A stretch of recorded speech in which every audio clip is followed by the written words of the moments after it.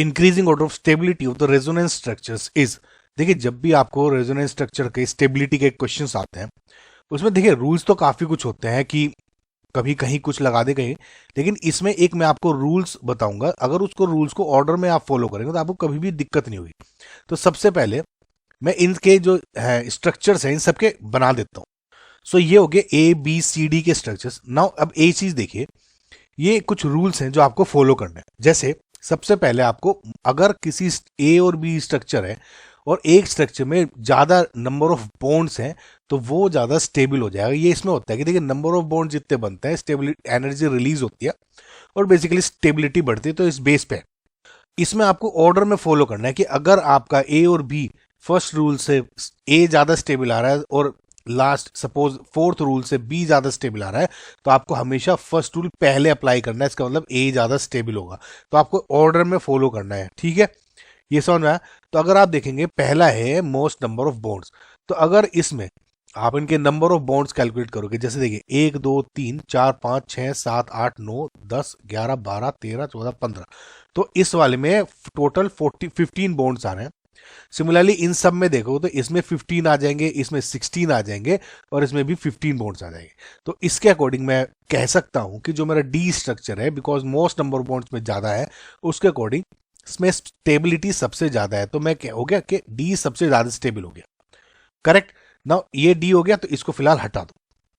अब देखना है ए बी एंड सी में। सेकेंड रूल है ऑल कंप्लीट ऑक्टेट होना चाहिए सभी एटम्स का। और उसमें क्या है बेसिकली कि अनचार्ज जो स्ट्रक्चर है वो चार्ज स्ट्रक्चर से ज्यादा स्टेबल होता है, लेकिन इसमें तो सभी चार्ज है तो इससे कभी आप नहीं देख पाएंगे। अगला, like charges at distance position पे होने चाहिए और अनलाइक नियरर पोजीशन पे होने। जैसे देखिए फॉर एग्जांपल ए और बी दो स्ट्रक्चर्स हैं और इसमें अगर पॉजिटिव पॉजिटिव यहाँ पे है और बी में पॉजिटिव पॉजिटिव यहाँ पे है तो डिस्टेंस पोजीशन में मैं कह दूंगा बी ज्यादा स्टेबल है। एंड सिमिलरली अगर पॉजिटिव नेगेटिव क्लोजर है ए में और पॉजिटिव नेगेटिव दूर है बी में तो मैं कह दूंगा ए ज्यादा स्टेबल। तो बेसिकली ये फंडा लगता है। ओके, तो इसमें अगर आप देखेंगे प्लस और नेगेटिव के बीच में कितने बॉन्ड का डिस्टेंस है, 1 2 एंड 3 का। ओके, इसमें देखें तो पॉजिटिव नेगेटिव के बीच में 1 2 3 4 5 का। ओके, इसमें आप देखिए 1 2 3 का, तो मैं कह दूंगा कि सी इसमें इन दोनों से कम स्टेबल। ओके, तो यहां के अकॉर्डिंग मेरा सी सबसे लेस स्टेबल हो गया। ओके, अब देखिए फिलहाल इसको हटा भी देते हैं। देखिए रूल्स तो कुछ भी लगा सकते हो कि जैसे इसमें देखेंगे पॉजिटिव चार्ज और नेगेटिव के ऊपर भी है।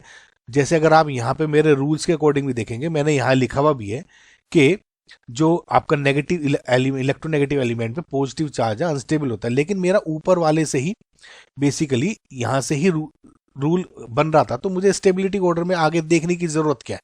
समझ रहे गाइस, इस रूल को आप फॉलो करेंगे तो कभी भी दिक्कत नहीं होगी। अब मुझे ए एंड बी में देखना है। ए और बी का देखते हैं। देखिए 1 2 3 1 2 3 3 का डिस्टेंस है तो यहां से नहीं हो रहा है। नेगेटिव चार्ज और इलेक्ट्रोनेगेटिव पे होना चाहिए positive charge. More electronegative stability decrease करता है। तो अगर देखेंगे पॉजिटिव और नेगेटिव दोनों कार्बन कार्बन पे है तो इस वाले रूल से मैं कुछ ज्यादा डिसाइड नहीं कर पाऊंगा। लास्ट है कि अगर ये भी ना हो रहा हो, अब देखो कि जो स्टेबिलिटी है कार्बोकैटायन की वगैरह और ये बेसिकली कैसे डिसाइड हो रही है।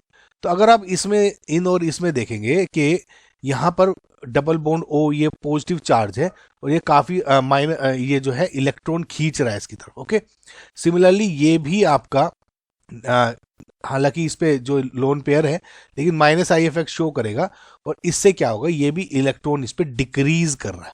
समझ रहे हैं? तो कुल मिला के जो electron density charge density decreasing हो रही है।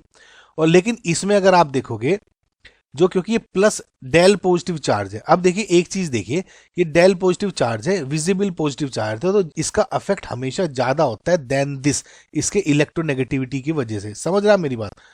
लेकिन इस केस में अगर आप देखोगे ये डेल पॉजिटिव चार्ज है, ये इलेक्ट्रॉन्स अपनी तरफ खींच रहा है, तो नेगेटिव चार्ज ये बेसिकली डिक्रीज कर रहा है। इधर ये इंक्रीज कर रहा था, ठीक है, इधर ये डिक्रीज कर रहा है मैं मानता हूं, लेकिन ये ज्यादा इंक्रीज कर रहा है। इसका जो इफेक्ट है इसके कंपैरिजन में ज्यादा होता है।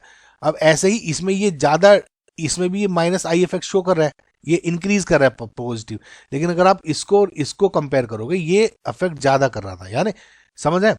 तो मतलब आई होप आप समझ रहे होंगे गाइस मैं क्या समझाना चाह रहा हूं। तो ये ज्यादा अनस्टेबल कर रहा था इसको, इसमें क्या है, ये डिक्रीज कर रहा है ज्यादा, इसमें ये क्या है, इंक्रीज कर रहा है कम पॉजिटिव चार्ज को।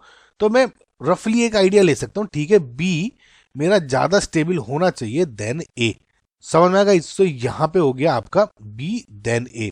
गाइस इसमें बस रूल्स को आप फॉलो करेंगे तो आपको काफी हेल्प हो जाएगी। तो इसका जो फाइनल आंसर है गाइस, इसका है D then B then A and C.